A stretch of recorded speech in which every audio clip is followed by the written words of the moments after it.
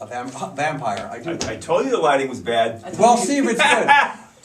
This is Breezin with Bierman. This is Princeton TV. Scythe DeVoe, one of our, and Lloyd Greenberg have told me that I should actually give a little preambles before we start the show so people know what's going on. So this is Breezin with Bierman, Princeton TV. We're back after since April 2013, after we had to leave our old studio. And we're at now the old Princeton Borough Hall, which some people couldn't find because it's hard to find in the parking lot and everything. It's difficult. It's like what's that movie with Keanu Reeves and everything? The Matrix or something?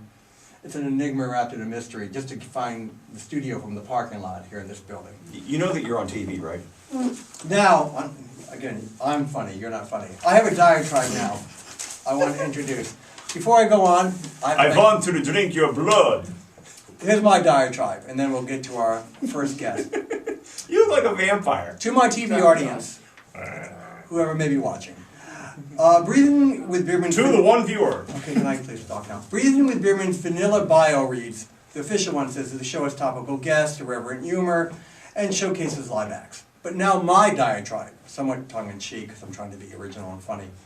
Perhaps reading this missive will dampen my inner cauldron of rage and be a building block to renewing myself for a personal creative renaissance and contribute to the planet's cultural zeitgeist. Do not ask me what zeitgeist means, though. Did you write this yourself? Yes, I did. First, I must state with absolute clarity, I know what is funny and entertaining. Not the Princeton TV staff that's encased here in this mole-hole of a studio, entombed. Not Yenta Larry Greenberg back there.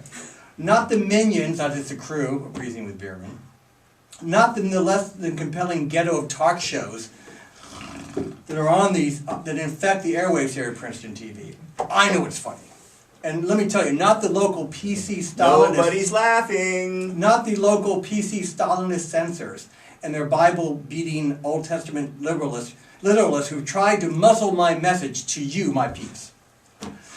This show is a grand slam of entertainment, knowledge, and sometimes vomit. I admit that. And by the way, I want to thank George McCullough of Princeton TV for backing my First Amendment rights. Even though he's somewhat of a communist, he still likes free speech.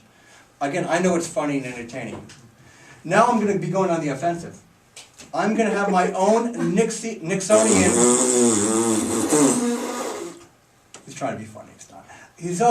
I have my own Nixonian, for those who know about history, list of enemies, real or imagined. Who's on this list, you query? The Princeton Regional... No one wants to know. The Princeton Regional School Board, who refused to hand us the Valley Road building to us, while it just sits there and disgustingly rots. You're still past about... Like fettered old... Fettered old Indian food abandoned in the back of your fridge. The PC so-called liberals of constricted and constipated thought, who are looking for someone, anywhere, anytime, who might hurt someone's feelings, so they can call, in their bogus, self-righteous, pedantic zeal, Her Majesty's police to rescue them. Some people say I hurt people's feelings because I say things that are irreverent and sarcastic.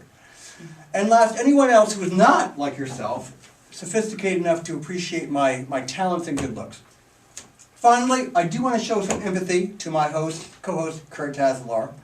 And because I want to instill some confidence in your ego-starved psyche. Kurt, what I must say to you is this. The new studios are also a psycho ward. Kurt, the highest compliment I can give you is that sometimes you like me. I think you should take that and revel in it, or revolt. Even though Kurt is actually jealous of me. I'm talking to our guest right now. You know why? Why? Good question. I'm taller than Kurt. I have more hair than Kurt. Yeah. Do you still want to be in media? My crawdaddy, if you get my drift, is probably bigger than his. You know the band, you ever heard the band Whitesnake? It was a group back in the 80s. Anyway, their name came... You're aging yourself. I'm old. Their name came from basically my crawdaddy and stuff. You know, the old-fashioned albums. Raise your hand when he makes sense. So if anyone's actually watching in the media world too, maybe you can get me. I'll do Wake Up Akron, Ohio. I'll do third-rate, a network whatever it's called on the internet, TV. Anywhere that's not New Jersey, I'll be happy. Thank you. Thank you very much. And that is my missive and stuff. And now we go into the show. A man by Mike Sutton. Whoops, time's up.